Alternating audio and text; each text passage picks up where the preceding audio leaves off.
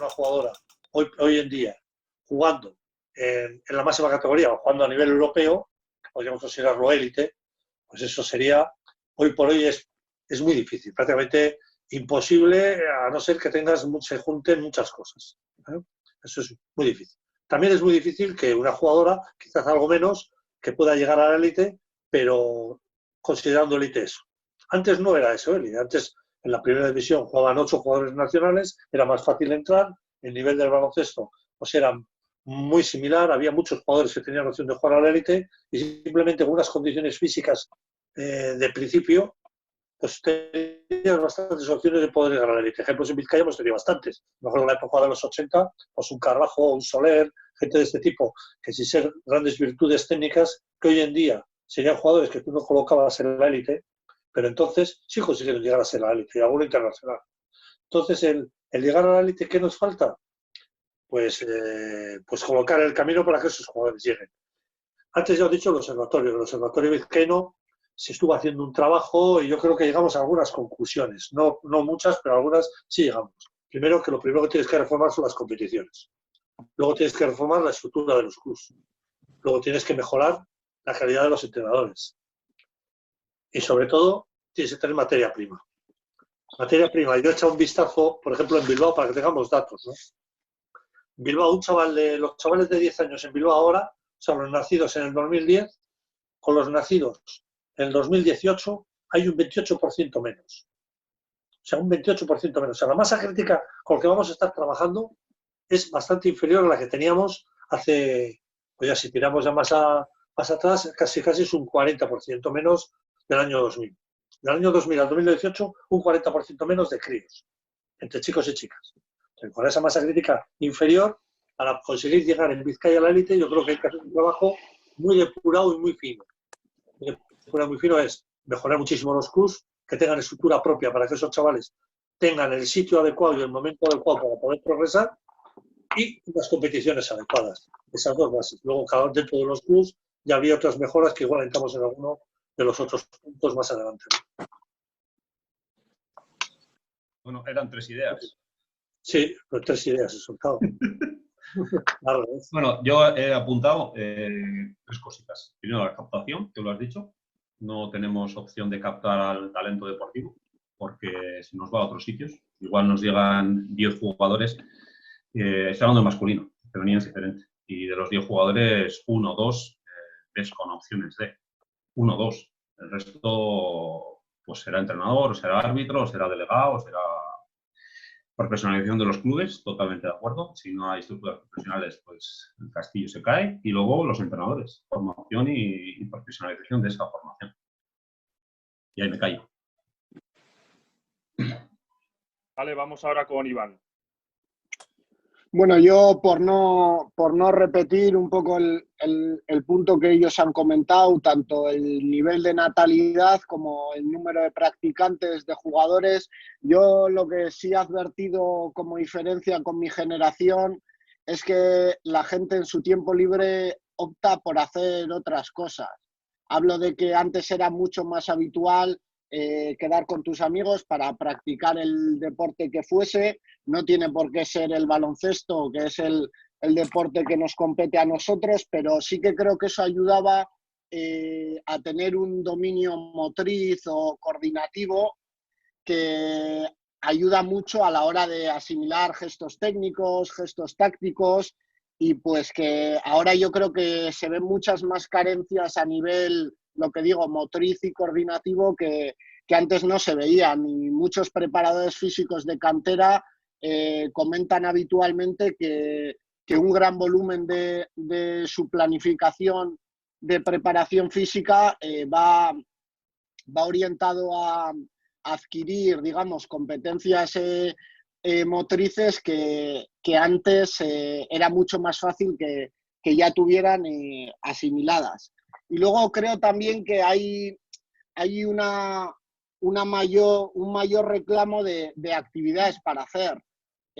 No hablo de que muchas veces tienen que compaginar con estudios o música o con otra actividad, sino que al final el tiempo que dedican al baloncesto, a los estudios, a la música, creo que la mentalidad es más conformista, en el hecho de que si yo tengo que dedicar 3 horas a esta actividad, no entiendo por qué le tengo que dedicar más tiempo. Y al final el hecho de repartir el tiempo en muchas actividades hace que el dominio de cada una sea mucho más difícil de adquirir, porque no invierten las horas necesarias para el dominio de esa actividad. Y además de si ese jugador es capaz o tiene esa ambición de querer invertir ese número de horas de trabajo que son necesarias, si realmente el club en el que está tiene la estructura, tiene los medios, tiene la planificación para que ese jugador invierta ese trabajo que es necesario. Alberto, ¿qué piensas tú? Bueno, muchas de las cosas que me había preparado, que pensaba, ya no solo por lo que he ido viendo, ¿no?, estos años, sino por lo que he compartido con otros entrenadores mucho más veteranos o expertos, ¿no?, en este tema. Pero sí que hay una de las cosas que todavía no han salido y que creo que también son importantes, y es conocer de nuestros jugadores y jugadoras quién quiere llegar a la élite. Estamos de acuerdo, ¿no?, en todo lo que habéis dicho. Es algo evidente que ahora hay menos gente con la que podemos trabajar, que nuestros jugadores y jugadoras tienen más opciones que no solo es el baloncesto, pero a veces no pensamos o no hablamos con qué jugador o jugadora realmente quiere llegar, para detectar quiénes son esas personas e intentar entre todos ponerle los medios que quizás ahora no ponemos para que puedan llegar. Yo creo que es muy importante el saber lo que quiere el jugador, porque quizás nos ha pasado a todos que hemos tenido un cadete o un junior que tiene cualidades físicas, que tiene cualidades técnicas, que le gusta mucho, pero le gusta mucho porque quiere estar con sus amigas o sus amigos, porque se lo pasa bien un rato, pero en su cabeza no quiere llegar a la élite, no quiere ser profesional, quiere ser otra cosa y no quiere invertir ese tiempo. Y quizás otra persona que pueda tener las mismas características o un poquito menos, pero sí tiene esa ambición y sí tiene esas ganas de trabajar y sí tiene ese hambre de poder llegar a la élite, y quizás no sabemos, no les preguntamos, ¿no? Esa es mi aportación o mi reflexión. Y Jorge. Bueno, buenos días. Lo primero, yo estoy muy de acuerdo con todo lo que habéis dicho hasta ahora. Creo que no son circunstancias diferentes a otras provincias o otras regiones. Creo que sobre todo, y para mí hay un factor diferenciador respecto a otros sitios, que puede ser un poco la estructura de los clubs. Yo creo que yo me centraría muchísimo más ahí en cómo enfoca un club, o el club referente, o sea femenino, sea masculino, a nivel de eso, a nivel de sacar jugadores a la élite, ¿no? Yo creo que por lo menos lo que veo yo desde estos 2 últimos años que he andado más por Vizcaya, que enfocamos muchísimo nuestros clubs hacia un proyecto de equipo en cada categoría y no hacia un proyecto de jugador, que creo que es un poco la clave, y creo que donde salen jugadores es porque realmente se apuesta por proyectar un jugador hacia la élite, rodearlo, crearle el entorno suficiente para que ese jugador pueda dar, y luego sobre todo el darle a ese jugador un aporte extra, que creo que por ejemplo no lo estamos haciendo, ¿no? El conseguir que pues, tenga mucho más número o muchas más horas de entrenamiento, tenga un entorno de trabajo con su preparador físico, con su soporte psicológico, con su tutor, con su profesor de técnica individual, con un montón de cosas más, que creo que eso ahora mismo no lo estamos dando, y creo que es un poco la diferencia con en otros sitios donde sí que están surgiendo jugadores para la élite, y es porque en otras localidades o en otros sitios sí se dispone de esas estructuras que dan ese entorno, ese proyecto de jugador, ese proyecto de talento. Luego también es cierto, pues estáis hablando un poco que que podemos hablar de otras zonas en las que se capta jugadores extranjeros y tal. Pero hablando del jugador propio, el jugador local, yo creo que ahí debemos dar un paso.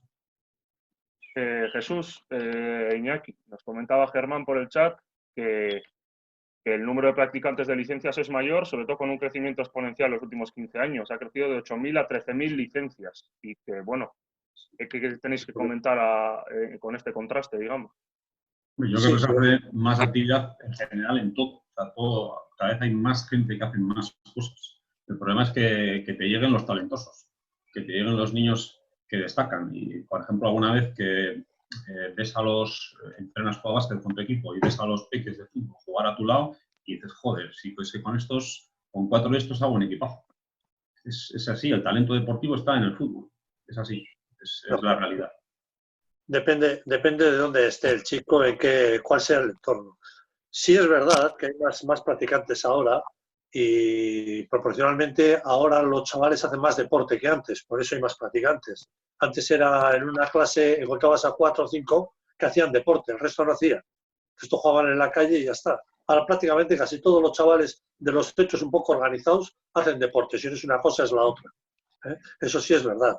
Pero también es verdad que nosotros las licencias femeninas están subiendo un montón y las licencias masculinas las tenemos congeladas. Cuando la natalidad va a la par, prácticamente a la par.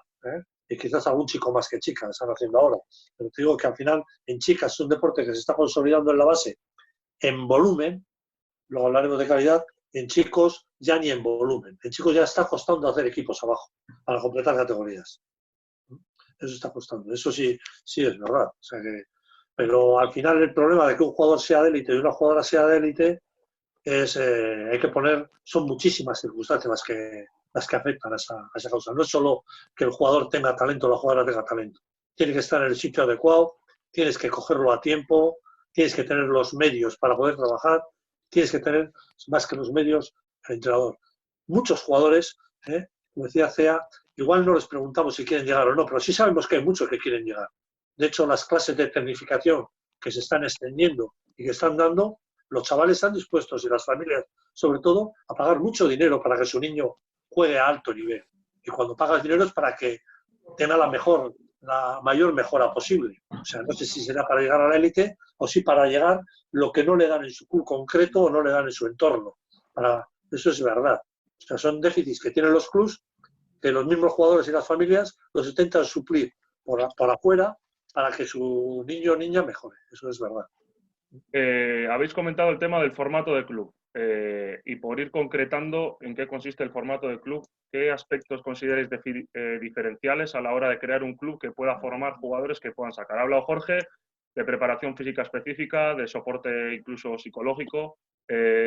Jorge, por alusiones, por ir concretando, ¿qué más cosas necesita un club que quiera formar jugadores para élite? Pues un poco eso, ¿no? Un poco, primero, mucho más tiempo de trabajo. O sea, yo creo que con 3 horas o con 3 entrenamientos a la semana es inviable pensar en que un jugador puede llegar a la élite. Pues no, o sea, tiene que tener muchísimo más trabajo en pista, muchísimo más trabajo extra, estar metido en una estructura en el que el baloncesto, en que los estudios se puedan acomodar al baloncesto. Entonces, nosotros no tenemos un club así. Vas a la provincia de Barcelona y tienes Manresa por un lado, Badalona por el otro lado, tienes Barcelona por el otro lado. Ahí tienes clubs que son capaces de poder gestionar eso, ¿no? Nosotros ahora mismo no lo tenemos y estos clubs enfocan cada generación a que 1 o 2 jugadores sean su apuesta de generación para llegar al equipo de arriba. No tanto que ese equipo domine la Liga Catalana en un momento dado o sea capaz de ganarle al vecino o sea capaz de ir a jugar el Campeonato de España. Sino un poco más eso, el tratar de que en un futuro 1 o 2 jugadores sean capaces de acabar en el primer equipo. Y para eso hay que enfocar el trabajo. Para eso hay que trabajar diferencial. Para eso no... Y para eso, como decía Jesús, es muy importante quién lleva ese tema. Quién es el que encabeza y quién es el que es capaz de trabajar con ese chico talentoso cada día, en sus mejoras técnicas, en el apartado físico, en el apartado mental, en un montón de cosas, nutricional, un montón de cosas. Y todo ese entorno hay que generarlo. En el chat nos vienen dos cuestiones más. Germán nos comenta, por un lado, la importancia del entrenador emocional, del entrenador vocacional, perdón, que está evidentemente en peligro de extinción. Y por otro lado, Imanol pregunta que cuántos equipos de formación entrenan 4 o 5 días y esa respuesta, pues os la dejo a Iván y Alberto. Bueno, yo un poco no tanto con los 4 o 5 días, que tengo claro que para mí es muy diferencial, pero lo ha comentado ya un poco Jorge. Yo voy a ir también en el tema del volumen de trabajo a que hablo que prácticamente en la totalidad de los clubes el trabajo de entrenamientos va totalmente ligado a la competición deportiva. ¿Qué quiero decir con esto? Que una vez en abril acaban las competiciones, los entrenamientos en muchos casos se alargan unas 3 semanas más y comienzan cuando comienza, digamos, el trabajo lectivo, el trabajo del colegio. Esto significa que desde mayo hasta septiembre son 5 meses sin practicar el baloncesto. Tenemos suerte si se apuntan a algún campus. 7 meses de 12 al año, desde la categoría mini de primer año hasta cadete de primer año, hace que en muchos casos nos lleven 1 año o 2 años de baloncesto de diferencia. Y esto es una diferencia abismal. Yo conozco muchos clubes que de aquí hay alguno, pero muchos, por ejemplo, el entorno que habla Jorge, que no terminan hasta finales de junio y en verano hacen trabajo específico con jugadores determinados, todo el verano. Claro, hablamos de que vamos a poner periodos de descanso y demás, pero son 11 meses de trabajo al año, comparado con 7 meses que podemos tener aquí. Es que es una diferencia muy grande. Y luego yo también quería hablar del tema que ha comentado Germán. Yo creo que como entrenadores tenemos que ser más exigentes con nosotros mismos, en el sentido de que si yo voy a enseñar, tengo que estar todo lo mejor preparado que yo pueda para trabajar con los jugadores. Y estoy seguro que nos faltarán muchísimas cosas por aprender, pero el ser exigentes con nosotros mismos para luego dar ese valor añadido a los jugadores. Alberto. Bueno, en la línea de lo que habéis comentado todos, ¿no? Yo creo que los clubs hoy en día, su estructura en muchas áreas no le permite crecer económicamente. Los clubes muchas veces, los propios entrenadores llevan otras tareas de directiva que les impide muchas veces el poder crecer, el poder dotarle a su club, a sus jugadores, a sus categorías del trabajo necesario, de las horas, de la implicación. Una de las cosas que más veo desde cuando yo empecé a entrenar a cuando, ¿no?, ahora en la actualidad, es que todos los días, a todas horas, veía gente, jugadores, jugadoras, después de entrenar, haciendo baloncesto. Después de los partidos, haciendo baloncesto. Yo recuerdo que en mi primer equipo hacía baloncesto después de los partidos que jugábamos en casa. Se quedaban a jugar ellas, se autoentrenaban ellas, estaban horas y horas y horas y horas y horas. Y ahora eso no pasa.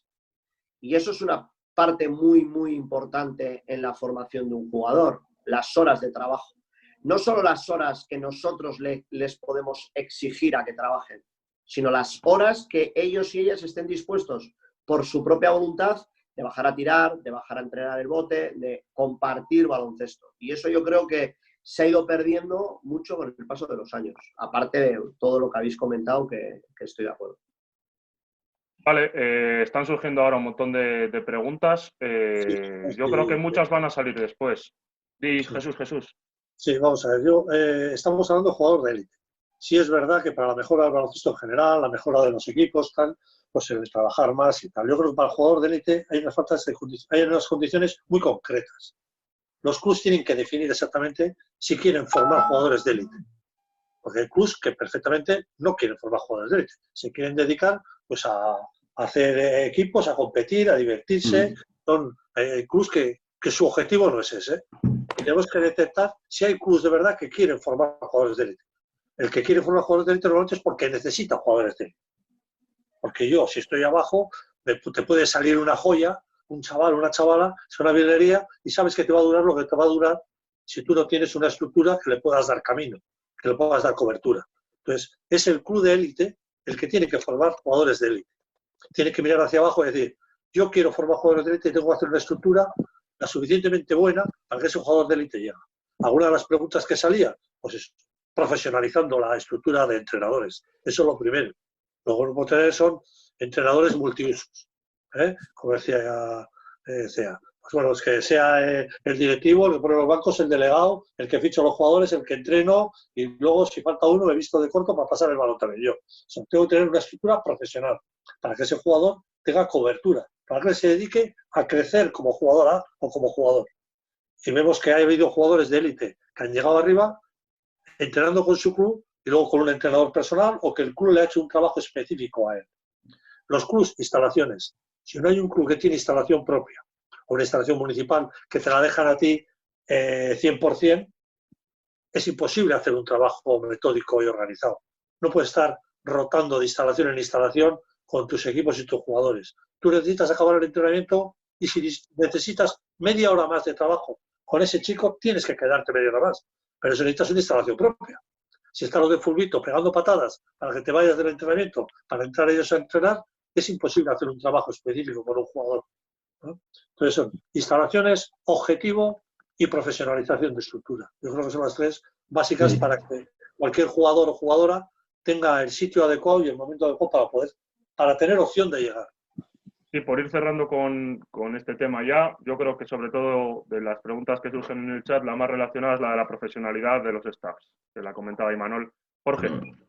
No, lógico, exactamente. Yo creo que un poco redundando en todo lo que estáis diciendo y lo que estoy leyendo ahí en el chat. Al final, como decía Jesús, el que tiene que formar jugadores de élite es el que está en la élite, realmente porque tiene la estructura profesional, porque va a poder tener un staff dedicado, porque va a poder tener más capacidad de instalaciones y porque va a ser capaz de dentro de ese club generar pues todos los servicios extra que necesita un jugador para poder llegar, que son nutrición, psicología, preparación física, etc. ¿No? Yo creo que eso es clave y es obvio. Y luego creo que también es importante el generarle al jugador no solo ese entorno profesional alrededor, a nivel de staff, a nivel de pistas, a nivel de todo, sino a nivel de equipo.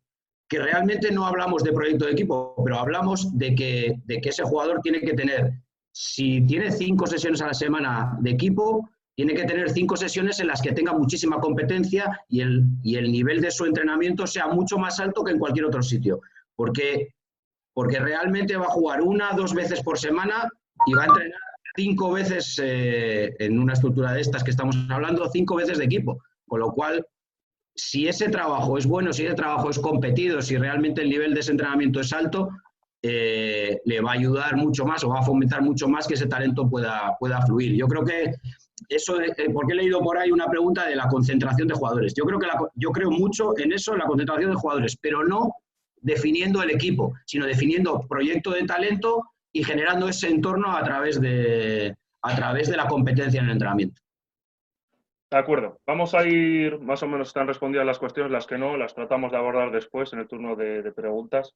Vamos a ir virando un poco hacia el segundo guión del tema, que es qué les falta a nuestras competiciones de lo que no hacemos hasta ahora, qué les falta a nuestras competiciones para ser más competitivas y contribuir en esa línea de poder formar mejores jugadores y mejores entrenadores también a todos los niveles en básquet. Pues lo mismo, turno primero para los representantes de la FED. Bueno, en principio, ahí hilvanando un poco con lo que ha dicho Jorge, el jugador tiene que estar en la competición, un jugador de élite o jugadora tiene que estar en el equipo y en la competición donde tenga un nivel de exigencia para lograr su mejora. O sea, no puede estar en una competición donde se le quede pobre. Entonces, si no le da, habrá que darle. Y eso ya no es tanto la competición en sí, sino colocar al jugador y la jugadora en el equipo adecuado y en la competición y en el nivel que le corresponde.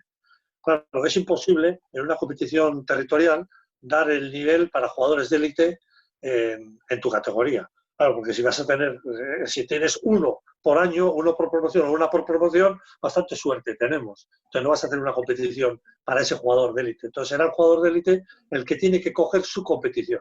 Si es un cadete que se sale en cadete y como que tiene una proyección, tendrás que estar jugando en junior. Su objetivo es junior o en EVA, habrá que hacer que entrene en EVA y que juegue en junior. Eso es indudable. O sea, el jugador tiene que elegir la competición. Las competiciones en sí, yo creo que la estructura que tenemos ahora en Vizcaya, yo creo que buscan otros objetivos, no solo busca la promoción del jugador de élite. Tú tienes que organizar competiciones donde los clubs que participan en ellas, que a fin de cuentas para eso se hace, estén a gusto y jueguen y tengan posibilidad de competir. Cuanto más partidos igualados, mejor. Cuanto mejor sean los arbitrajes, pues mejor. Cuanto mejor sean las instalaciones, mejor. O sea, esas son cosas que hay que ir mejorando, porque todas las competiciones en sí, poco a poco hay que ir exigiendo instalaciones, hay que ir exigiendo arbitrajes, hay que ir exigiendo condiciones. Pues que los entrenadores tengan sus titulaciones, que los entrenamientos se hagan con eso, pero también tienes que dar, porque las federaciones también tenemos que promocionar el deporte y hacer deporte por diversión, deporte simplemente de entretenimiento. Eso también tenemos que potenciar, no podemos olvidarnos, porque es una faceta que hace el 95% de la gente que participa en la federación, participa en las competiciones, lo hacen por divertirse. Quieren ganar, quieren competir, quieren una competición que sea juchún, que estén a gusto, que puedan participar y que haya disputa, pero lo que quieren es que haya competición, que jueguen muchos partidos, que se jueguen con una cierta seriedad, pero divertirse.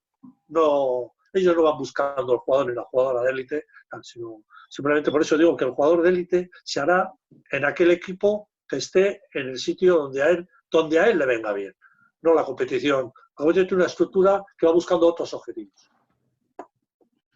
Yo añadiría a lo que ha dicho Jesús, esos jugadores que destacan, les añadiría que en las selecciones. Es decir, ya tienen sus jugadores luego la competición extra de las selecciones, concentraciones y demás. Pero bueno, lo que ha comentado Jesús es importante. Nosotros como federación, nuestro principal objetivo es dinamizar el baloncesto en Vizcaya. A partir de ahí, pues todo lo que venga, ese 5% de jugadores que destacan por arriba, van a selecciones, tecnificaciones y demás.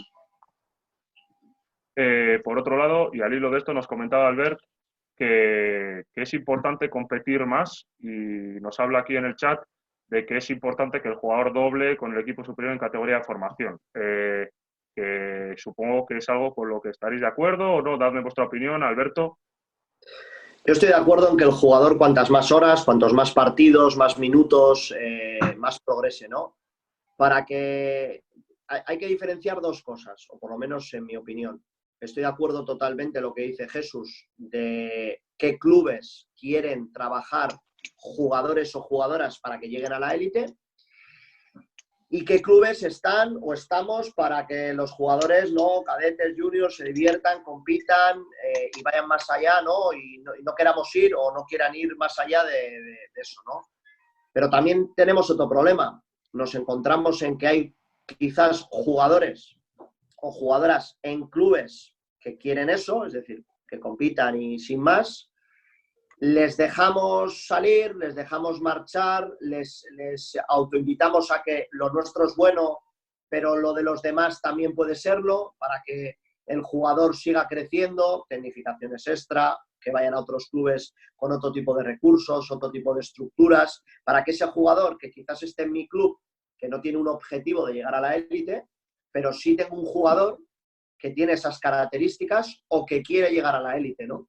Y yo creo que eso a día de hoy pasa.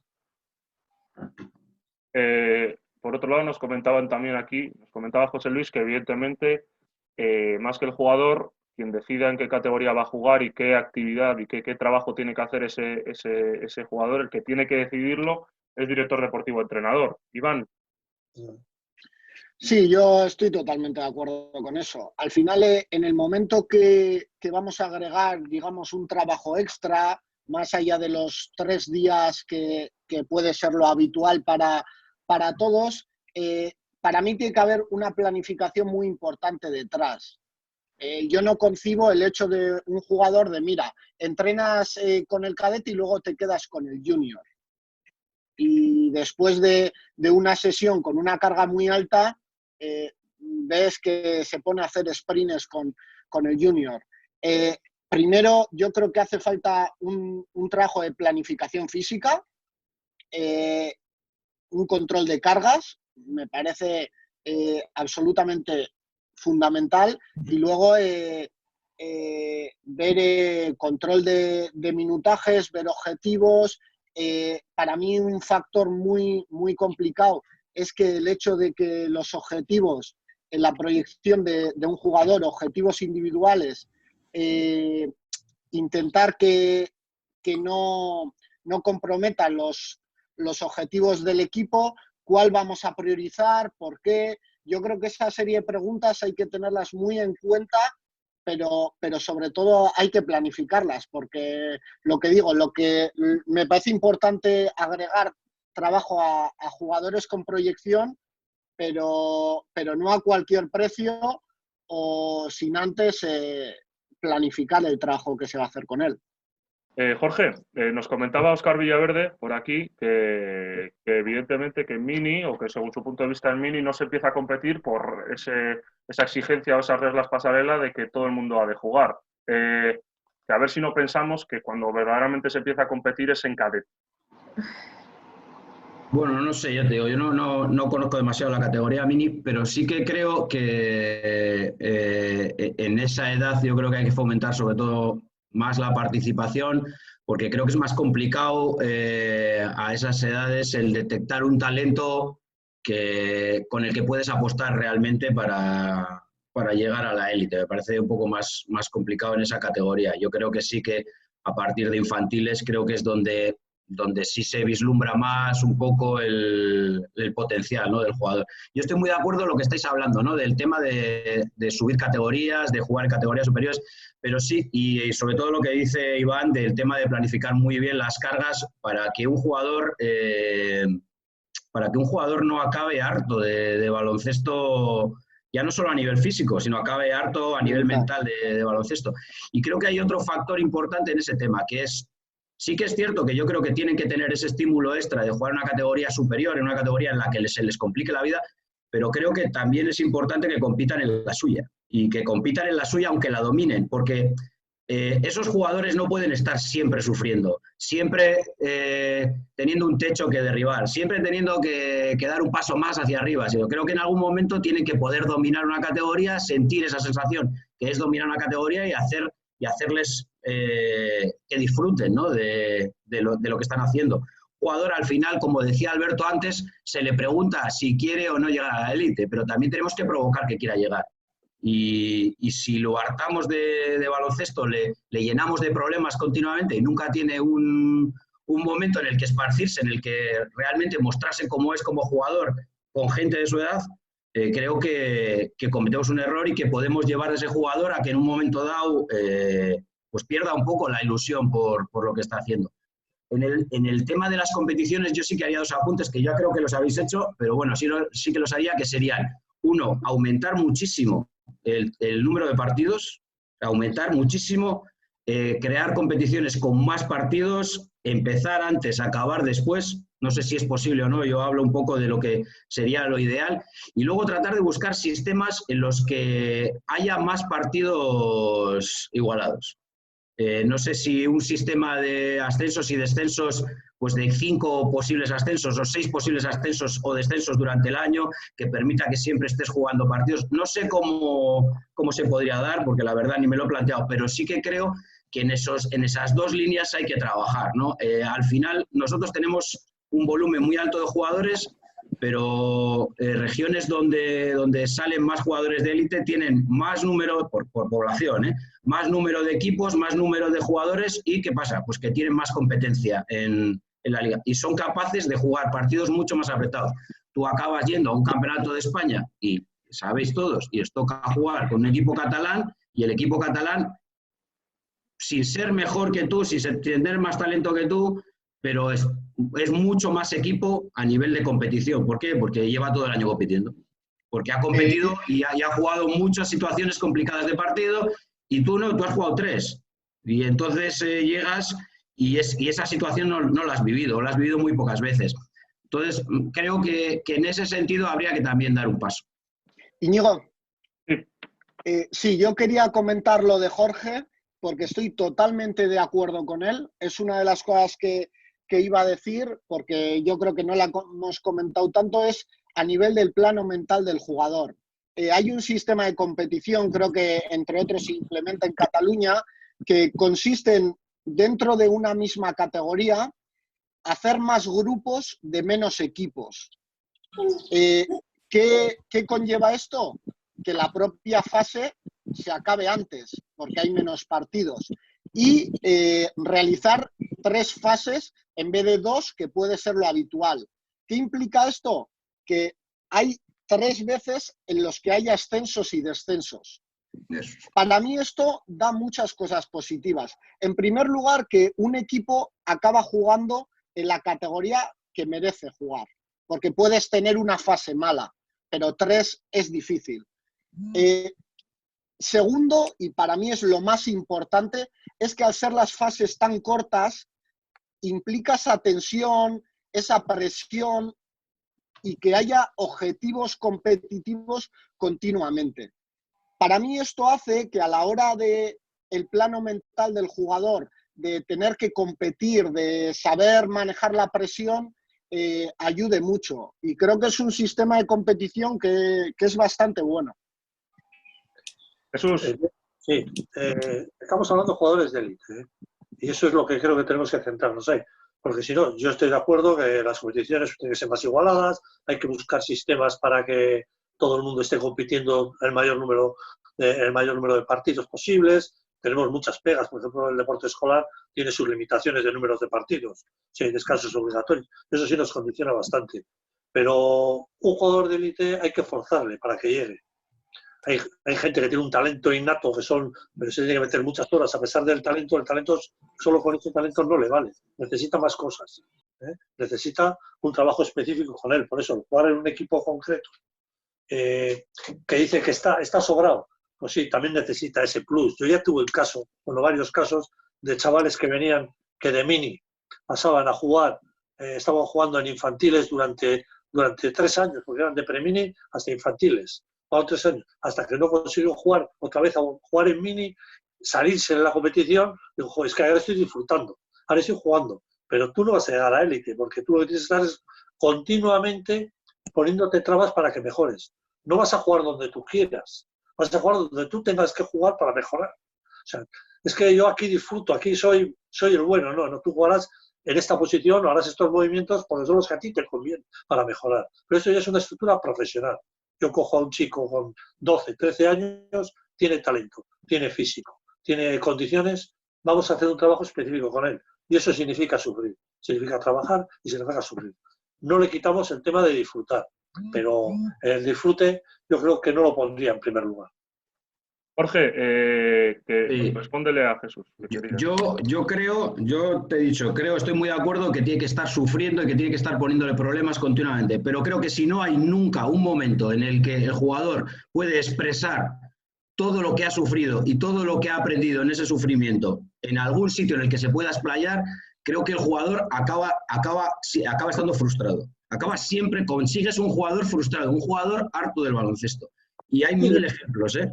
Creo que en ese proceso hay que medir muy bien la cabeza del jugador. Y muy bien me refiero a eso, a estar continuamente generándole problemas, muchas horas de pista, mucho trabajo extra, mucho sufrimiento, y en un momento tiene que tener una válvula por la que pueda escapar. Y esto nos pasa a todos en la vida real. O sea, si no tenemos una válvula en algún sitio, algunos en el baloncesto, otros en otra cosa, al final explotamos y queremos salir por algún lado.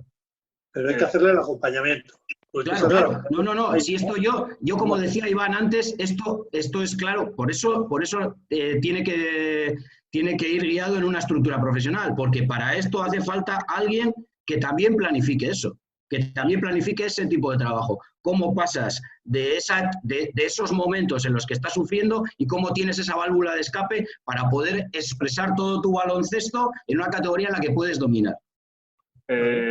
Jesús, me comentaba Germán por el chat que hay un estudio informe del Observatorio de Competiciones Vizcaíno en el que se hace un estudio comparativo del número de partidos de liga que juegan Cataluña y Vizcaya. Vete preparándote los datos, que antes le voy a hacer una pregunta a Iñaki, a ver si lo encuentras por ahí en algún sitio. Iñaki, nos comentaba por aquí Naya otro factor fundamental en el tema de la formación, que es el entorno, los aitas. ¿Aceptarían los aitas, como decía José Luis un poco más arriba, el jugar más partidos por fin de semana? Vaya tema. Vaya tema porque al final estás haciendo partícipe a la familia de una decisión que debería primar el tema deportivo, principalmente. Pero no cabe otra. O sea, hay que consensuar con las familias todo el tema de subir, bajar jugadores. Yo creo que todos aquí en nuestro club tenemos ese tipo de problemas. ¿Cuándo un jugador tiene que subir? ¿Cuándo tiene que bajar? Cuando, sobre todo a la hora de confeccionar los equipos. Muchas veces en septiembre tenemos la pelea, bueno, nosotros la anticipamos a junio, de qué jugadores van a un grupo, qué jugadores van a otro. Al final, las familias deben estar inmersas en el proceso de aprendizaje, deben conocerlo, deben confiar en la gente que estamos detrás. Al final, todo es un tema de confianza. Y bueno, pues a malas, pues siempre cabe buscar otro sitio donde te quieran. ¿Qué es lo que pasa al final? Alberto, este tema del entorno. Es complicado porque a veces lo que el club puede querer o lo que los entrenadores queremos, los padres... Esto viene si el club desde sus inicios tiene una idea, tiene una manera de trabajar, lo traslada. Hay gente que puede perderse por el camino, como puede decir Iñaki, pero si tú desde el principio de la formación, donde entran a tu club, marcas cómo vas a trabajar, los días, las horas, el modelo, habrá gente que te elija y habrá otros que no te elijan y busquen otras opciones.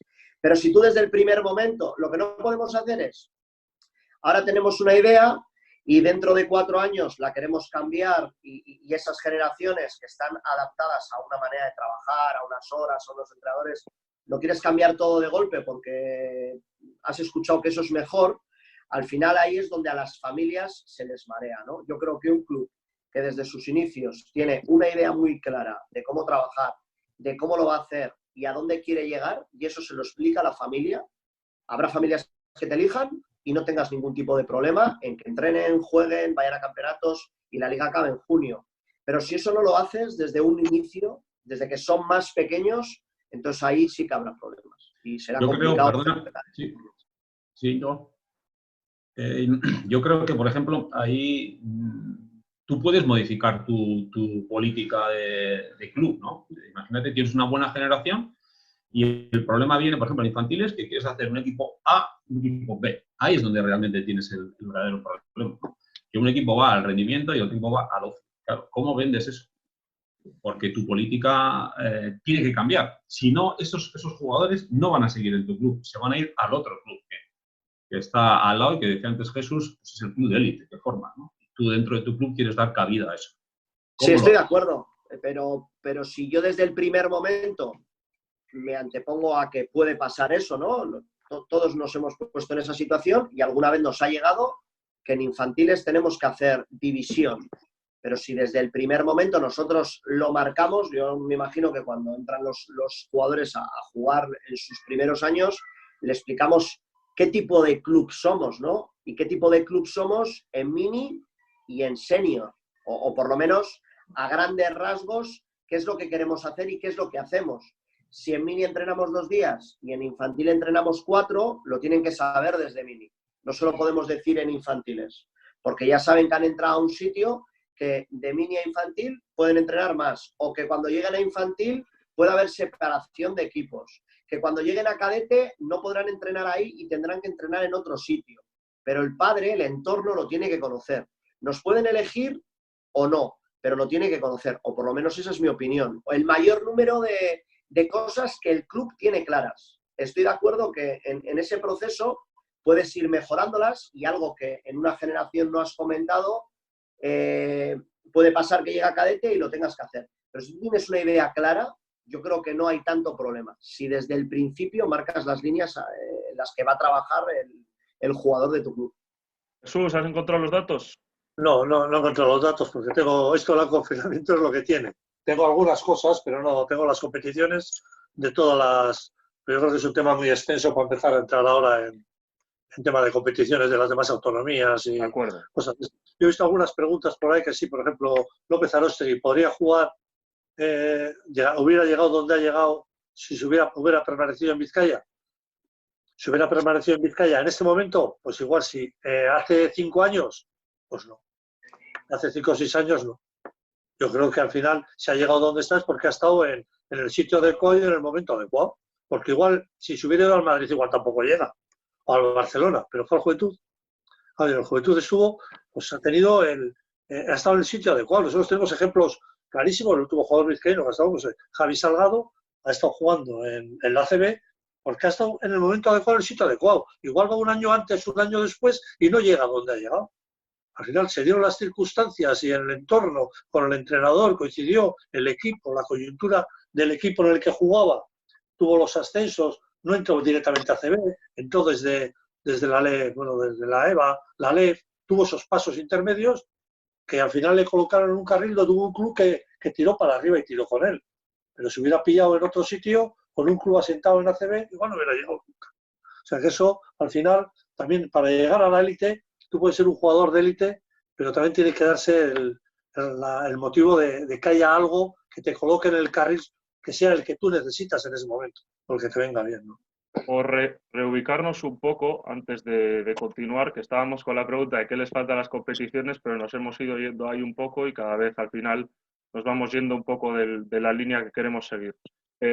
Nos habla Germán de nuevo de la línea de rendimiento y la línea de participación que evidentemente existe en la Federación Vizcaína y, por ejemplo, de un tema que ha surgido este año importante, que es esa no existencia de la categoría de rendimiento en infantil masculino. Pues aquí, Jesús, te toca. Claro, es que no ha habido volumen de equipos. Pero una competición con menos de 8 equipos pues queda muy cortita. Al final tienes que ir a mínimo de 12. Yo creo que unas competiciones tienen que ser de 12. Si te pasas de 12, ya tienes que ir a los grupos. Porque al final tienes la limitación de jornadas. La limitación te condiciona muchísimo las competiciones. Pero yo creo que un jugador de élite, un jugador que vaya en rendimiento, tiene que apoyar. Yo creo que este año Bilbao Basket, pues, una de las cosas que está haciendo bien es doblando las jornadas. Tú juegas tu competición ordinaria, pero esos jugadores necesitan jugar otro tipo de partidos. O juegan con el cadete o juegan con una competición de amistosos durante todos los fines de semana. Es que no hay otra manera de que la evolución de esos jugadores, porque necesitan contraste. No les basta solo con el del entrenamiento, necesitan contraste de partidos. Y la competición en sí, una competición en Vizcaya, hoy en día, de chicos, no hay volumen, no hay masa crítica para hacer una competición de rendimiento de un mínimo nivel. Puedes completar con segundos y terceros equipos, pero al final se te queda la competición en 4 equipos de arriba y el resto de relleno. Y eso tampoco es. O sea, de hacer una competición, hacerla bien, y si no se puede, pues no se puede. Cuando se pueda, se hará. En chicas, sin embargo, está funcionando muy bien. Iván, estaba para ti. Javier Fernández nos comenta de este básquet que se ha llevado a cabo un programa en varios casos donde se ponen en marcha escuelitas para niños de 6 a 12 años con la iniciación y tecnificación como 2 ramas separadas y complementarias, entiendo. De forma paralela a la actividad de un club, pues se ha apostado por que este tipo de iniciativas se desarrollen los domingos. ¿Cómo valoramos este tipo de iniciativas dentro de estructuras de clubes?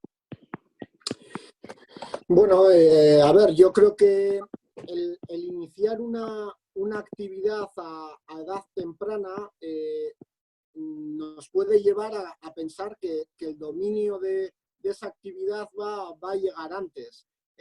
Yo la verdad que no lo tengo claro. Sí creo mucho en la no especialización a temprana edad. Y hablo de un factor físico, de ayudar a adquirir patrones motrices, coordinativos distintos. Creo que eso es muy diferencial a la hora de ya en una etapa de que puedan elegir un deporte en concreto, les ayude a adquirir gestos técnicos, patrones tácticos. Creo que ayuda muchísimo. Lo que estoy muy de acuerdo, perdonadme que quizá no vaya con el tema, pero quería decirlo estoy muy de acuerdo con lo que Alberto ha dicho antes, además lo hemos hablado en varias ocasiones, el generar una línea desde abajo del todo, porque muchas veces pasa que un jugador en un momento dado llega infantil o llega cadete y parece que le cambiamos todo, ahora metías 2 horas o 3 horas, ahora vas a meter 5 y es muy complicado por parte del jugador y muchas veces de las familias, que yo estoy de acuerdo con Naya, son un factor diferencial, imposibilita llevar a cabo estas dinámicas. Yo soy muy pro de haya escuelita, no haya escuelita, entren en Premini, marcar una línea clara, porque yo creo que en esa etapa el que no compre esa línea va a salir en ese momento y el que sí la compre te va a acompañar hasta el final. Evidentemente puede haber gente que en un momento dado pues deje el baloncesto, decida continuar de otra manera, que es totalmente lícito, pero si tú en Premini marcas una línea de vamos a trabajar 3 días, hora y media, las normas y patrones de conducta son estos, y marcas una serie de reglas desde el principio, creo que es mucho más fácil que el jugador siga la línea, siga esa progresión de manera mucho más fácil que a veces que, digamos, está poco solapado desde lo que puede ser pre-minibásquet, minibásquet o incluso infantil, a luego ya categorías como pueden ser cadete y junior. Vale, por ir cerrando este tema también, agradecer primero la gran participación de todo el mundo en el chat, que nos está enriqueciendo mucho. Y os voy a pedir que acabemos un poco con 2 ideas claves de cada uno, siendo sintéticos en la pregunta de en qué nos estamos equivocando. Es decir, antes hemos hablado de las cosas que nos falta por hacer, que no estamos haciendo, y ahora os pido que encontremos defectos en las cosas que sí hacemos, en todo el programa que lleva a cabo pues tanto la federación como las competiciones como los clubes, ¿no? A nivel global. Quiero que seáis sintéticos para dejar un espacio un poco más largo al turno de preguntas, que hay un montón de participación que, insistimos, tenemos que agradecer mucho. Jorge, ¿te animas a ser primero? Bueno, yo vuelvo un poco al origen del debate. Yo creo que donde hay que dar un paso es en la estructura de los clubs, y sobre todo en la estructura de los clubs, que necesitan o que quieren formar jugadores de élite. Yo creo que va por ahí: profesionalización, más recursos, más pistas, más staff, más todo, ¿no? Creo que sobre todo, creo que lo estáis comentando por ahí en el chat, y creo que lo que decía yo antes, ¿no? El trabajo de 5 días tiene que estar por encima del trabajo del fin de semana. Creo que ahí es donde el jugador tiene que progresar y donde tiene que buscar ese camino hacia la élite. Entonces yo creo que donde me centraría sería eso. Iván. Bueno, yo la verdad es que estoy muy de acuerdo. Chuchi, de hecho, lo ha puesto por el chat. Yo es que creo mucho en el trabajo diario, en lo que se hace, en la planificación y en llevarla a cabo en las sesiones. Yo creo que ese es el factor diferencial, de verdad. Que las competiciones ayudan enormemente a formar al jugador, estoy de acuerdo. ¿Cómo lo haría? Ya te lo he dicho, a mí el modelo catalán me gusta mucho. Creo que ayuda a incrementar ese grado de competitividad, de presión en el jugador, y sobre todo creo que es más justo en el hecho de que al haber más fases hace que el jugador y el equipo en este caso acaben compitiendo al nivel que tienen que competir. Pero bueno, como digo, creo mucho en el trabajo del club, en el trabajo que haga el entrenador en este caso, o los entrenadores si tiene entrenadores aparte para hacer un trabajo de tecnificación, etcétera. Creo mucho en eso. Alberto. Bueno, nos equivocamos en muchas cosas, ¿no? Voy a hablar de una visión como club. Yo creo que los clubes tenemos que tener mucha mejor relación y mucha mayor comunicación con el resto de clubes, sobre todo con clubes que hacen muy bien las cosas. Muchas veces parece que lo que hacemos los demás es lo mejor y lo que hace el resto no vale para nada. Y creo que tenemos muchas cosas que aprender de gente que lo hace muy bien para que nuestro club nos vaya igual de bien. Porque al final, ¿de qué se trata? ¿Queremos mejorar nuestras competiciones? Pues para mejorar nuestras competiciones tenemos que mejorar nuestros clubes. ¿Cómo podemos mejorar nuestros clubes? Pues teniendo trabajo, esfuerzo, compromiso. ¿Cómo podemos mejorar nuestros jugadores? Invirtiendo más horas, más recursos. De esa manera podremos mejorar nuestras competiciones y a veces eso no lo hacemos. También anteponemos un poco, los clubes están formados por personas y esto lo hablábamos ayer. Depende del pensamiento que tenga cada persona, pues tendrá un interés u otro, ¿no? Yo creo que debemos ver un poco más allá, pasan un montón de jugadores y jugadoras por nosotros, cada una puede tener un pensamiento, pero lo que tenemos que tener muy claro es que si nosotros les ayudamos a ser mejores, cada uno en su medida, habrá gente que pueda estar tocando la élite, por el tema que estamos hablando, y habrá otros que sean buenos jugadores o buenas jugadoras para que nuestras competiciones sean mejores y quizás de esa manera ayudemos a esos jugadores que pueden tocar la élite a estar en un mejor entorno, ¿no? Yo creo que tenemos muchas cosas que mejorar. Jorge lo dice muchas veces, la profesionalización del club. Creo que tenemos muchas cosas que mejorar los entrenadores, que tenemos que tener una formación continua y un interés por aprender. Y eso es muy importante para que cuando nos lleguen jugadores y jugadoras les podamos dar el mayor número de horas de calidad y a partir de ahí pues podremos mejorar.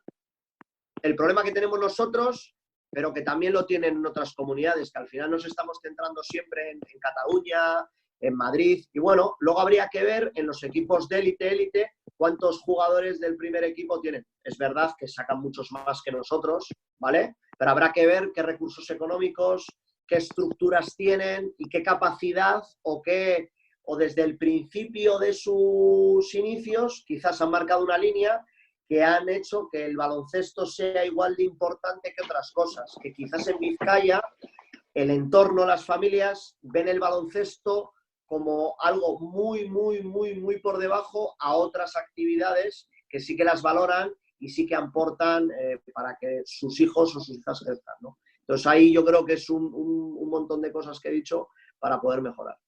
Jesús. Bueno, yo quizás algunas cosas se van haciendo. Yo creo que tenemos algunas lagunas todavía. No conseguimos pues llegar. Yo hablo ya ahora como federación. No conseguimos llegar a los clubs para incidir en la mejora de su funcionamiento.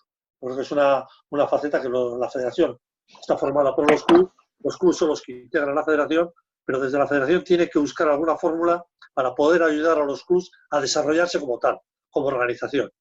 Que cada uno monte su objetivo, el objetivo que quiera como club, y a partir de ahí poderle dar apoyo.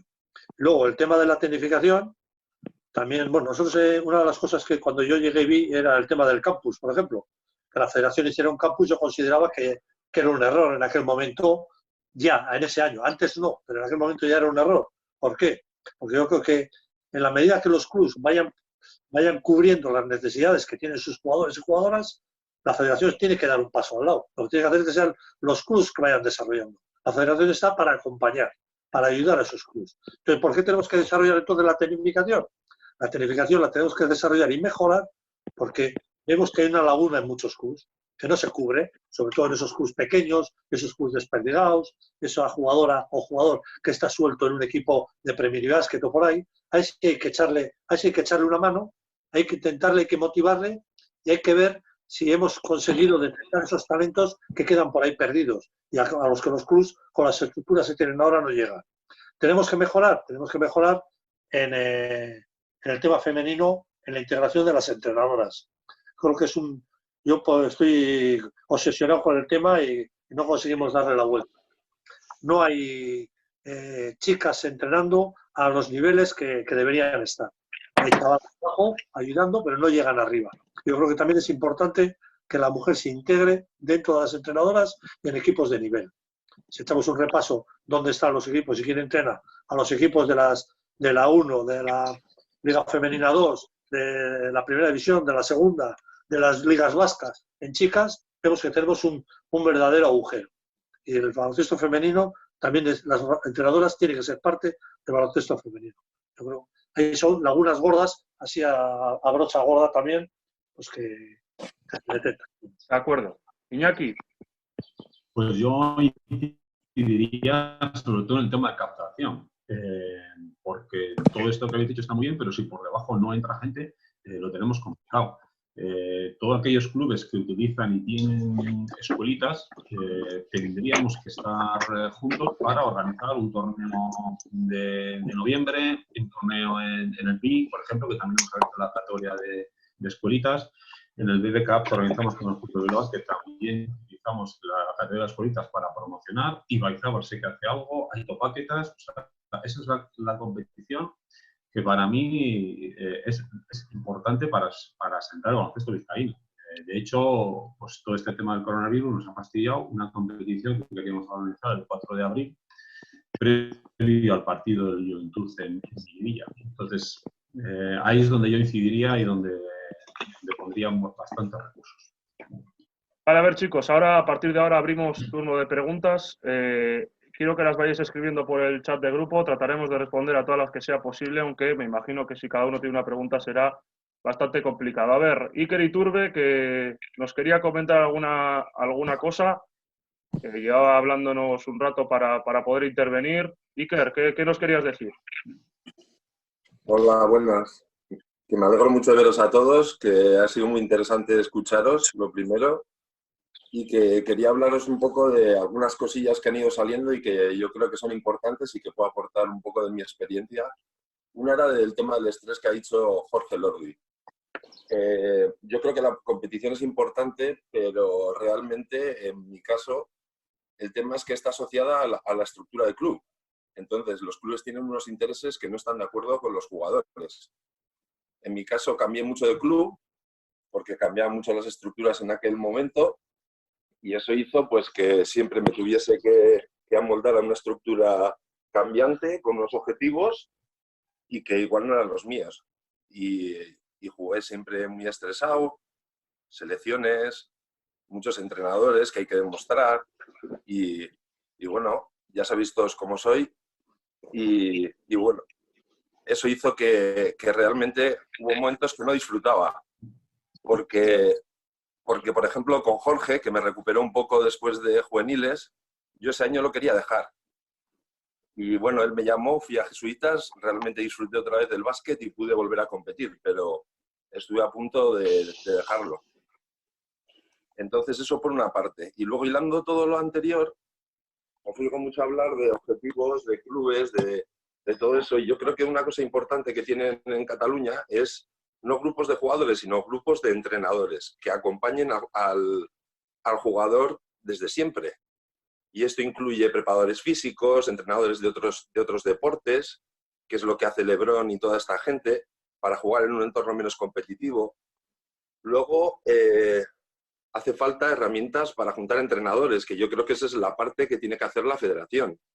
¿Vale? Se puede montar estructuras en las que se puedan montar amistosos para aprovechar partidos no competitivos que sirvan más para educar al jugador y no tanto para competir, en el que los jugadores que no compiten tanto porque igual tienen menos nivel puedan participar más, en el que pueda haber otros tipos de objetivos más lúdicos, en el que entrenadores diferentes se puedan juntar entre semana para plantear unos objetivos dentro de una escalera de conocimientos sin ser algo tan competitivo y tanto dentro de un club, sino algo en el que los entrenadores compartan conocimientos. Y en vez de hacer una acta del partido, por ejemplo, pues hacer una serie de mejoras que puedan aportar un entrenador al otro. Se puede hablar del estrés en el tema de la escalera e ir gestionándolo durante el año, de forma que tú según va el año y puedas ir hablando con los otros entrenadores y de alguna forma ir gestionando ese estrés del año, que si estás dentro de una estructura de club, eso no es posible. Y entonces, pues bueno, yo he querido compartir estas conclusiones que he ido sacando de todo lo que he ido apuntando, y yo creo que esto es lo que cambia un poco de otras provincias a nosotros. Yo he estado jugando en Galicia hay muchos más clubes de Liga EVA, entonces hay muchos más entrenadores que se conocen de cursos de entrenador y tal, y la gente se crea más este tipo de estructuras. En Vizcaya, os lo digo yo desde fuera, pues hay un entorno muy competitivo y en general los clubes pues van un poco cada uno a su aire, y esa es la razón por la que no conseguimos evolucionar. Yo creo que estas son mis conclusiones y con esto doy paso al que necesita hablar. Fenomenal, Iker. Fenomenal. Muchas gracias por tu aportación. No sé si alguno quiere hacer alguna aportación al respecto. Si no, voy pasando a otras preguntas. ¿Alguno quiere responder a Iker? Vale, No, creo que no. No, sí, el tema de entrenadores yo creo que sí es importante el conseguir. Pero yo en Vizcaya hay bastante, pasa que hay grupos muy cerrados. Yo el tema de selecciones que estoy viviéndolo de cerca, veo que el entorno siempre van 4 o 5 entrenadores que se pasan muy vinculados a clubs, y la interrelación entre ellos, pues sí, es por la base de que falta quizás de la profesionalización de esos entrenadores. Cuando tuviera profesionalización, yo creo que habría otro ambiente de entrenadores. Pero aquí, como no existe eso, en Galicia ya existe más la profesionalización. En Cataluña o en Madrid, aquí no existe eso. Y entonces, bueno, con cercanías, con tema personal, y bueno, sí hay relación, pero yo tengo que trabajarlo. ¿Sí? Es una cosa que yo tenía pendiente también, de alguna vez con Germán ya lo he hablado, de hacer algún trabajo con el tema, sobre todo con los entrenadores jóvenes, de ver cómo podemos potenciar fuera de los cursos clásicos, a ver cómo podríamos hacer algún trabajo de potenciar a esos entrenadores y meterles en dinámica de élite, ¿no? Luego ya veremos.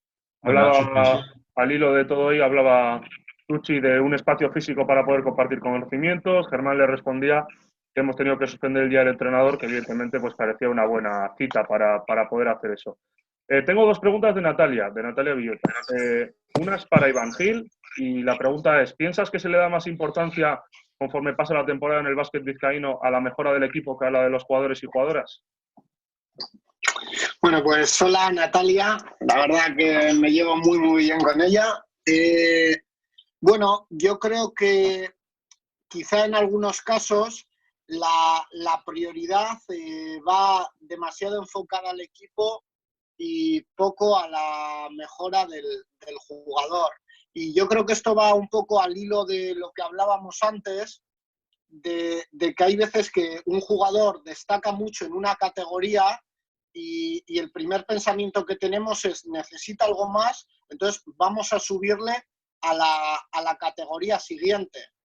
Y creo que muchas veces el hacer eso lo que genera es que el entrenador está demasiado enfocado a los objetivos del equipo más que a la proyección del jugador, y creo que ahí tiene que ser la dirección técnica la que establezca objetivos de este jugador para competir ahora. No tiene quizá más nivel que este otro, pero vamos a priorizar a este jugador.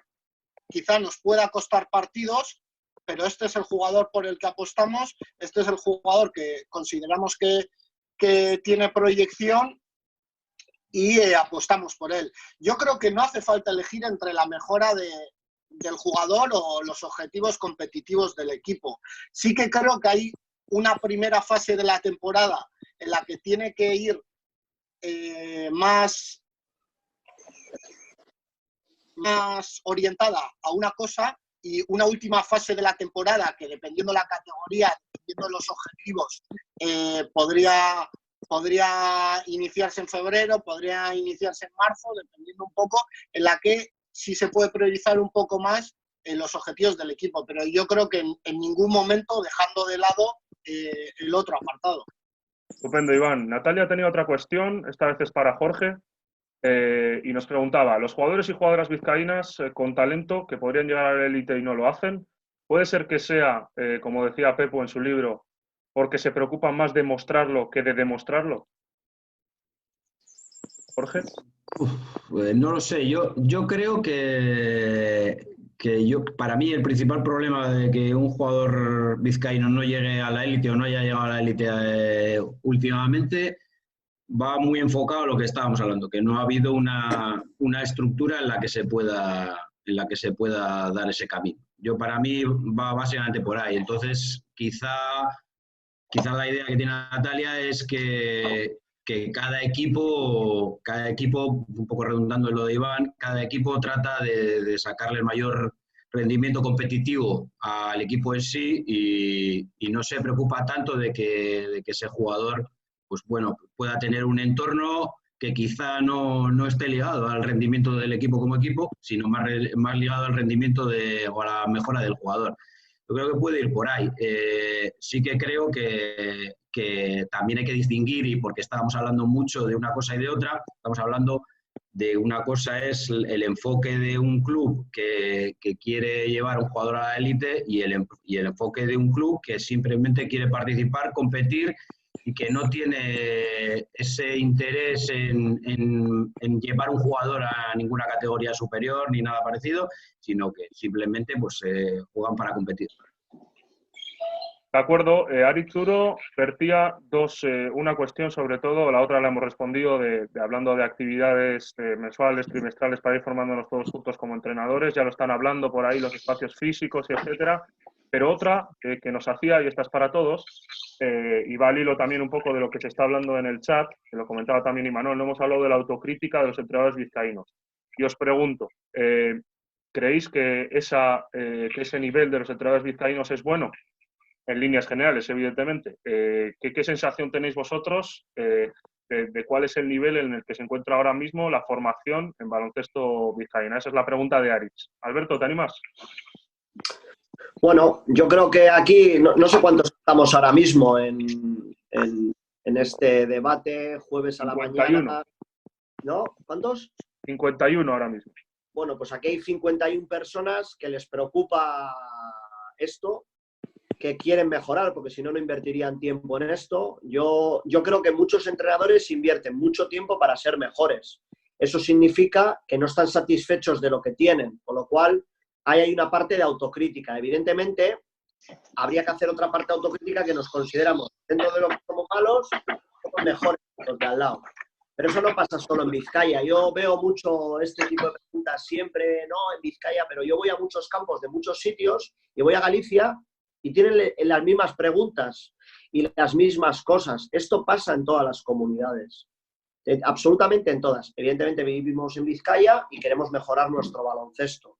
Pero yo creo que sí que tenemos mucha ambición, muchas personas dentro del baloncesto vizcaíno en ser mejores.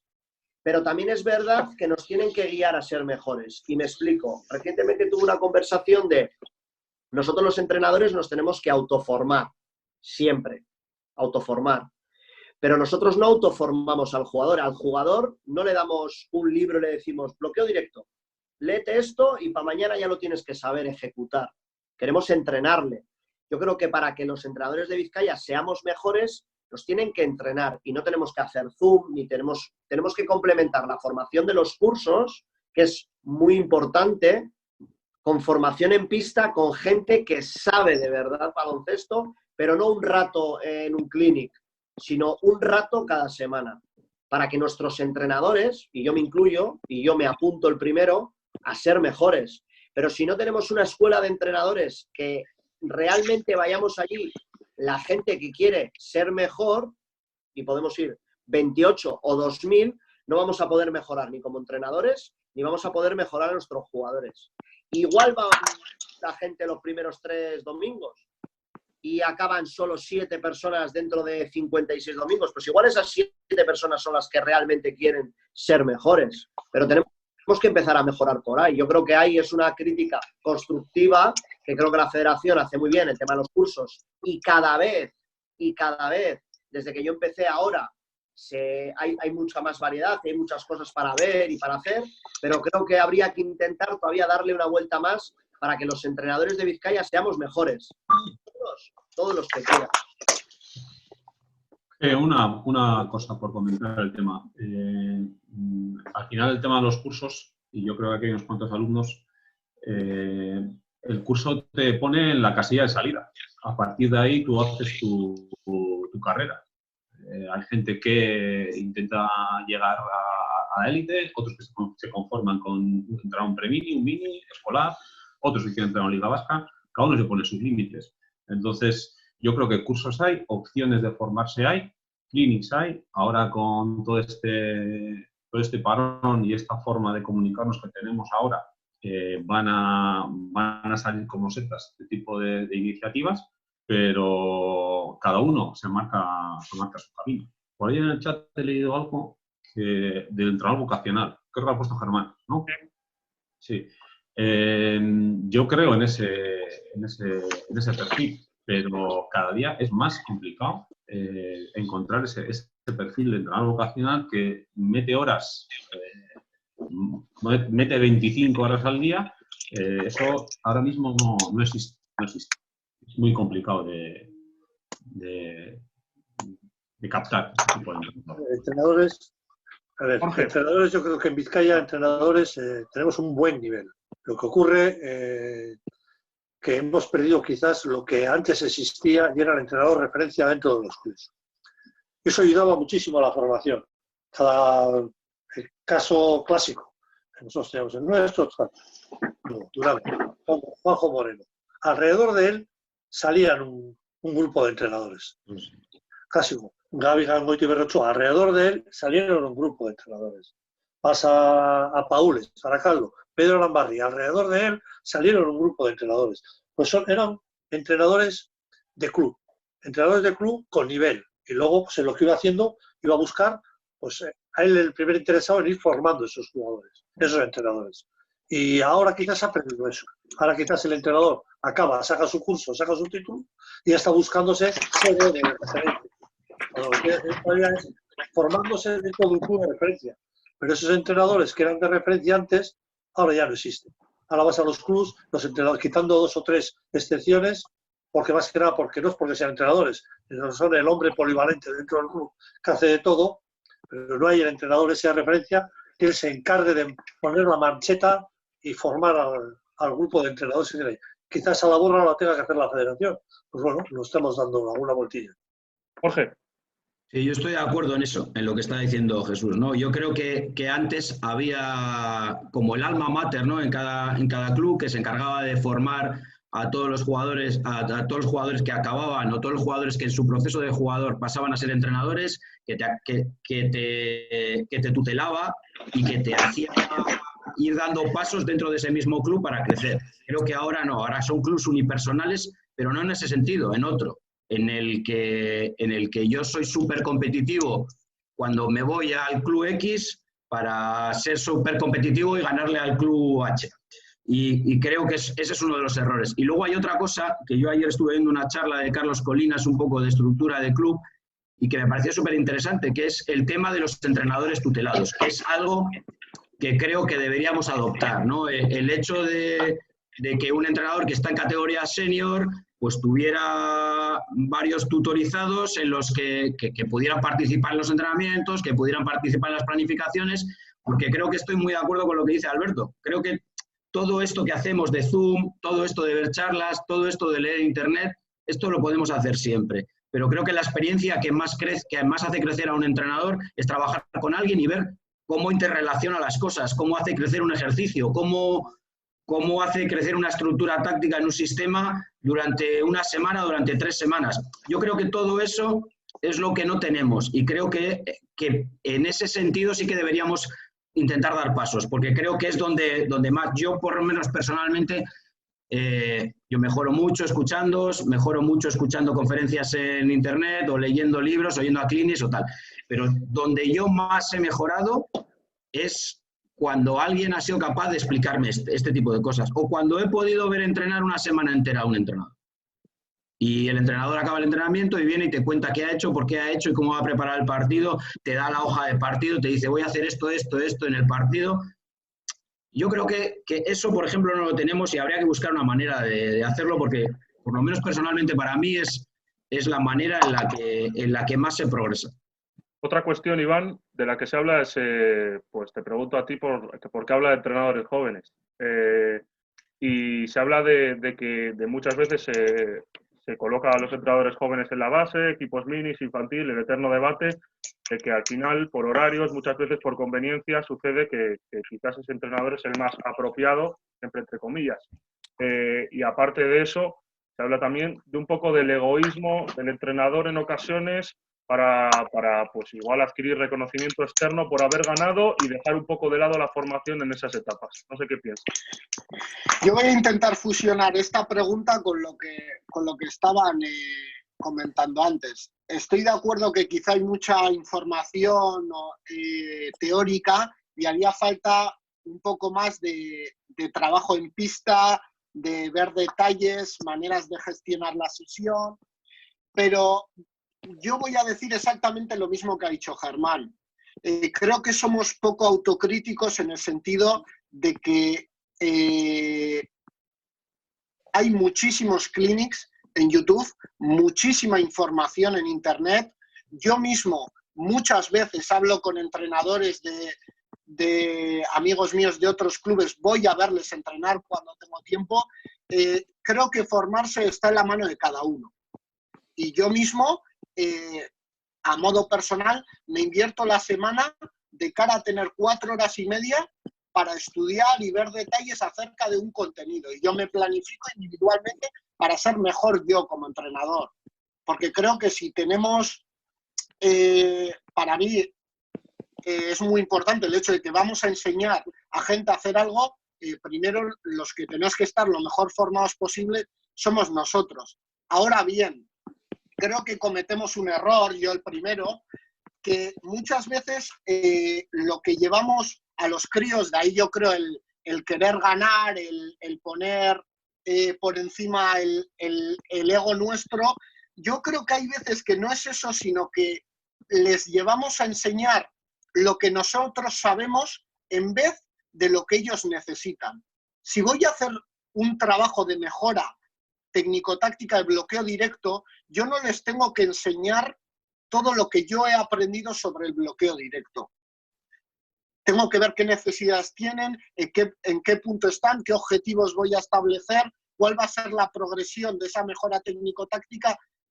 Creo que hay una diferencia grande entre lo que nosotros aprendemos, recopilamos de los clinics, de ver a otros entrenadores, con lo que luego son las necesidades de los jugadores en función de la categoría en la que estén, del nivel que tengan, cómo yo voy a hacer ese trabajo para asegurarme de que mejoren lo máximo posible.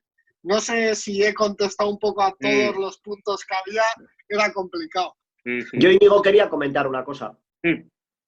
Estoy leyendo en el chat muchas cosas de la autoformación y eso es evidente. Es decir, claro que hay muchas cosas para autoformarse, pero yo quiero hacer una reflexión, que es por donde yo iba.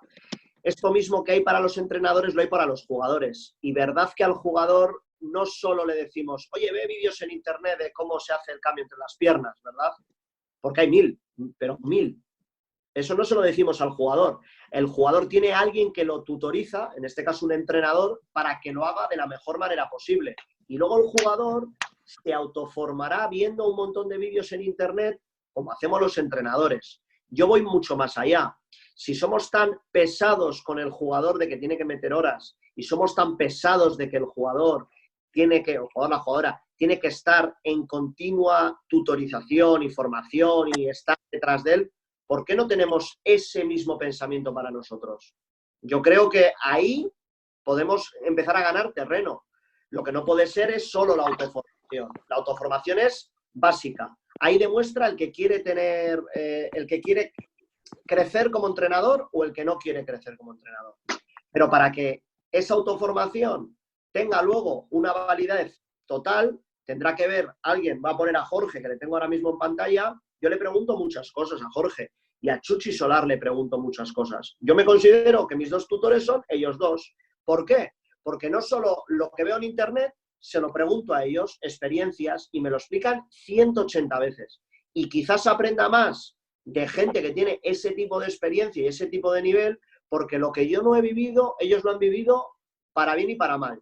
A eso me estoy refiriendo. Porque si me voy a tener que estar autoformando toda la vida, que creo que en un entrenador es obligatorio, vamos a hacerlo con los jugadores. Le vamos a decir, mañana vamos a defender todos en zona 2-3. Veros estos vídeos que hay en internet. Pues creo que el jugador tendría que hacerlo, pero tiene que ir alguien a decirle, mira, vamos a hacer esta zona 2-3 de esta forma. Y esto nos falta en los entrenadores. Y no entiendo por qué no podemos intentar, entre todas las partes, llevarlo a cabo. De acuerdo. Mira, al hilo de esto, de la tutorización, justo estaba comentando Joaquín Camiroaga que lanzando una idea de que se pudiese tutorizar mediante entrenadores veteranos a los entrenadores jóvenes o que prestasen disposición a ello desde la federación, que en muchos clubes sucede, pues en su caso me comentaba que sucede con Luis Ledesma en Leioa, y que sería una idea muy interesante para poder llevar a cabo ese trabajo que justamente también estaba diseccionando Alberto. Y nada, pues por comentar la idea de Joaquín, que también creo que es buena, y lanzar esa posibilidad al aire para que el que lo pueda recoger, que trate de hacerlo, si es que lo precisa. Y por último, para ir cerrando, veo otro tema que es aquí en el chat, que es un poco el más diferente del resto de cosas que se están comentando, que es el tema de que los clubes se junten y aunen esfuerzos fusionándose para poder llevar a cabo pues mejor trabajo y evidentemente trabajar con ese bajón de tasa de natalidad para poder juntarse entre clubes. Os quiero preguntar, precisamente por alusiones, porque hablaba del proyecto, lo comentaba aquí Sergio Arnaiz, del proyecto de Baracaldo, con vosotros, Alberto, junto con Iván, Dosa, pero bueno, que existen otros muchos proyectos fuera de ese entorno que también se pueden comentar, como el de Guernica con Icastolas, como el de Tavi con Icastolas. Os pregunto a vosotros por alusiones, más que nada, Alberto e Iván. ¿Qué, Alberto? Bueno, no voy a tardar mucho. Esto en función del interés que tenga cada uno. Nosotros teníamos claro en Dosa, Bosco y Baracaldo que el camino era juntos, no separados, para que la calidad del baloncesto en el pueblo fuera mejor. Pero nosotros lo entendíamos así. Quizás otros no lo entiendan de esa forma y es respetable. Pero nosotros entendíamos que en la gran mayoría de colegios, en Dosa, en Bosco y en Baracaldo, el camino lo teníamos que compartir juntos, con nuestras diferencias, porque cada uno tiene un pensamiento, pero con el objetivo de que en el pueblo donde vivimos y hacemos baloncesto, pues haya más jugadores y más jugadoras, haya más equipos de calidad, e intentar que sea, para todos los que tenemos ese pensamiento, sea lo mejor. Pero hay otra gente que tiene un pensamiento diferente, pero respetable 100%. Bueno, yo lo primero, un saludo, Sergio. Yo voy a intentar unir esta pregunta a qué tiene que ver esto con que un jugador de proyección pueda llegar lo más alto posible. En la colaboración con el Baracaldo, el caso de Alberto, tenemos jugadoras vinculadas, establecemos una serie de cargas, de días de trabajo, y ya no solo porque parece que un jugador con 18 años y no está preparado para jugar una categoría determinada, parece que ya no la va a poder jugar nunca más. Aquí lo que hace falta es mucho trabajo, muchas horas, adaptación, y yo creo que ya no solo el poder dar a esos jugadores una estructura para que sea posible el llegar a equipos de referencia de arriba, sino el mantener motivadas a esas jugadoras, ¿no?, para que sigan con ilusión, trabajando. Y luego, por otro lado, hablando de la unión, por ejemplo, de Dosa, Bosco, pero bueno, hay otras muchas, es el establecer distintas líneas de trabajo. Y como habéis comentado muchos en el chat, yo creo que el jugador o la jugadora que quiere jugar a baloncesto solo para divertirse tiene que tener cabida. Que la que juega porque juega su amiga Sandra también tiene que tener cabida en nuestro baloncesto. Que el que juega porque quiere competir, intentar ser todo lo mejor que él puede ser, también pueda tener cabida en nuestro baloncesto. Y el hecho de establecer sinergias, de unir, hace que el volumen de jugadores sea mayor y, por tanto, podamos establecer distintas líneas de trabajo. Es muy posible que el año que viene nosotros, por ejemplo, tengamos 3 cadetes femeninos. Es habitual también en otros clubes, y lo que permite es que cada persona pueda tener una línea de trabajo adaptado a lo que él busca del baloncesto. Y a su vez, nuestros jugadores de proyección, jugadores que tenemos interés en que puedan seguir en línea ascendente, puedan tener esa calidad de trabajo y sobre todo ese entorno para seguir creciendo. Vale, chicos, pues en principio parece que no aparecen tampoco grandes cuestiones más relevantes que podamos ir diseccionando. No, lo único por completar este asunto, yo es una batalla que dentro de la federación sí le estamos dando vueltas y se le han dado bastantes. Yo creo que hay que optimizar los recursos. De optimizar los recursos, Vizcaya hoy en día tiene una estructura bastante, sobre todo de Bilbao hacia Guernica, tanto en Basauri como Ibaizabal, Galájano, como en Sornocha, Guernica, está bastante estructurado lo que son los clubs alrededor del municipio. El municipio da cuerpo al club, hay que intentar que sea así. ¿Por qué digo esto? Porque no tiene mucho sentido que en un pueblo pues, haya 2 o 3 equipos con los mismos objetivos, porque eso, al final lo único que crea son distorsiones. De Bilbao hacia la margen derecha voy a tener más problemas. En Guecho yo creo que se ha unificado ya el tema, también porque al final optimiza recursos municipales, utilizas instalaciones públicas, falta toda la zona de Santurchi, también está, pero en Baracaldo estáis con el intento. Sería ideal que alargarlo a Portugalete, que sea todo conjuntamente, y en Bilbao pues tenemos un verdadero problema. Porque encuentras barrios como Miribilla que tiene 4 clubs. O sea, no tiene sentido. Eso no tiene sentido porque al final lo que hacemos es desgastarnos en trabajo que al final no cunde, ¿no? Esfuerzos como se ha hecho en la zona de Santucho con el rollo de Artagan pues bueno, tiene sentido. Tiene sentido que haya 7 clubs en la zona de Santucho Tarcuaga.